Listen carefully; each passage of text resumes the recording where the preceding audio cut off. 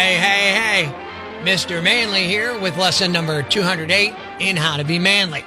With Pocono in our front yard and Long Pond in the back, a beautiful venue, just like Northeast PA, what could go wrong? So I showed up in my 74 RV on Thursday with my bumper sticker that reads, "Honk if you're horny."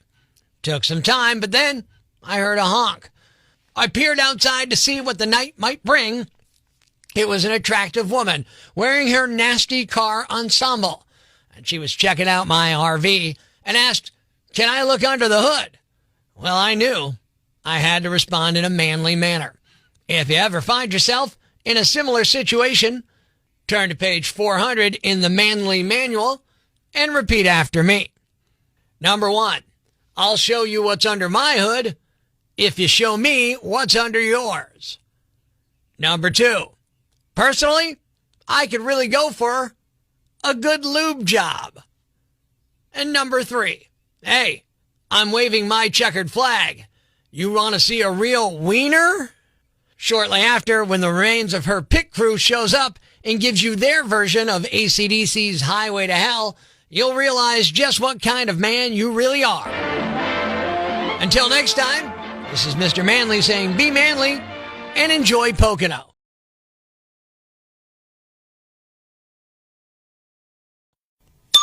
Breaking the news that's already broken. It's time for Prospector's Briefs on Rock 107.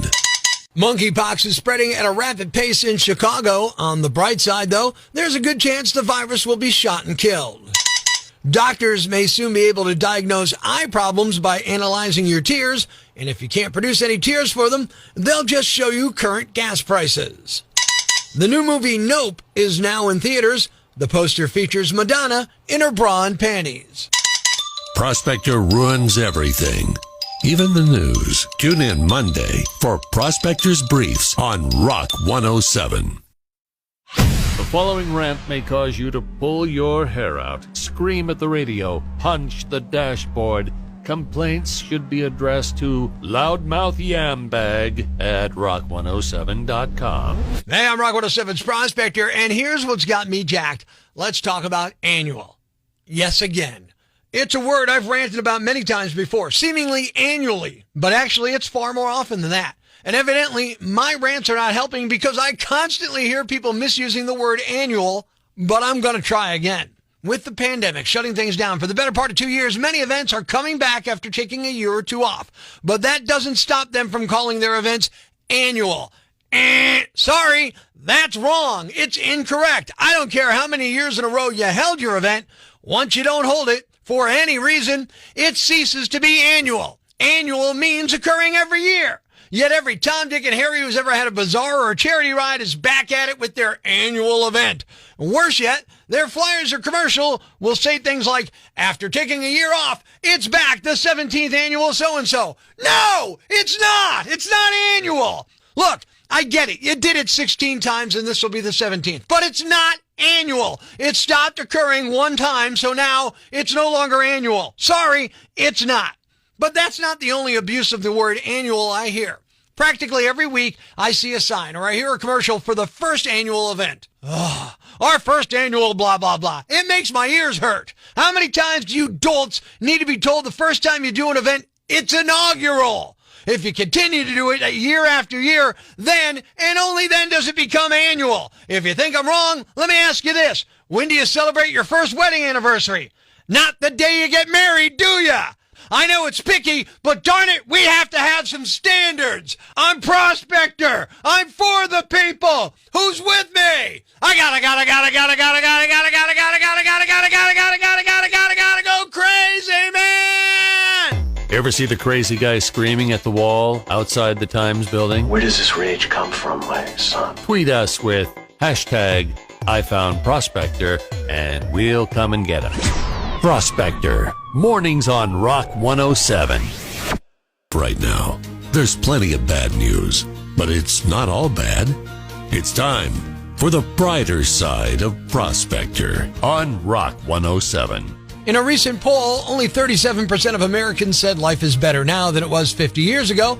Then someone put together a list of 11 things that we mostly don't need to worry about anymore, and it includes things like house fires, visiting distant loved ones, washing your clothes, and infant mortality. Thanks. We needed that. The brighter side of Prospector on Rock 107.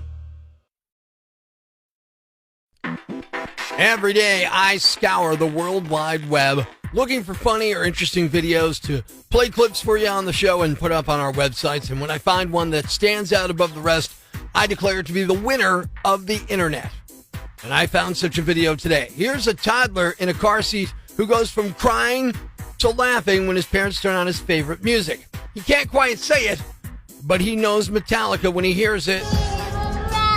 What? You want rock? About rock music? You want rock music? Metallica? Yeah. Is that what you want to listen to? Yeah. It's Metallica. This one? Yeah.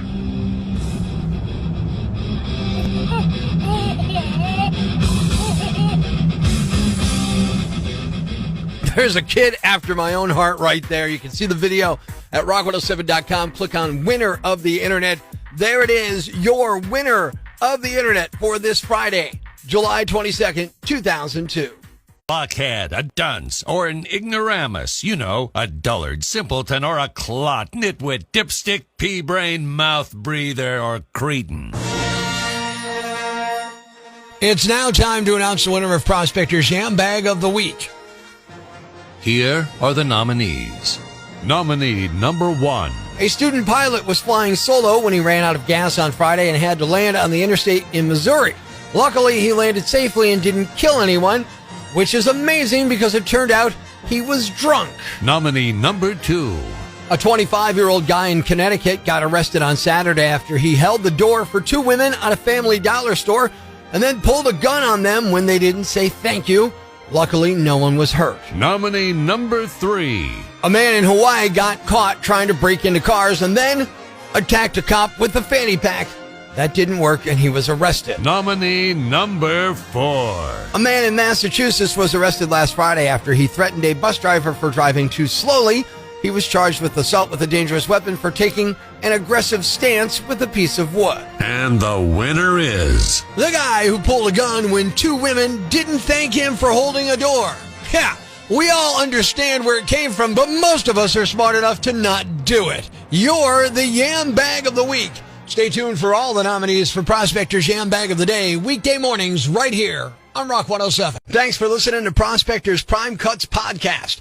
Be sure to catch us live weekdays from 5:30 to 10 a.m. on Rock 107 or online at rock107.com or the Rock 107 app. A free download for your Android or iPhone. Subscribe to the podcast on Apple Podcasts, Google Podcasts, Spotify, Stitcher Radio, or wherever you get your podcasts so you never miss Prospector's Prime Cuts.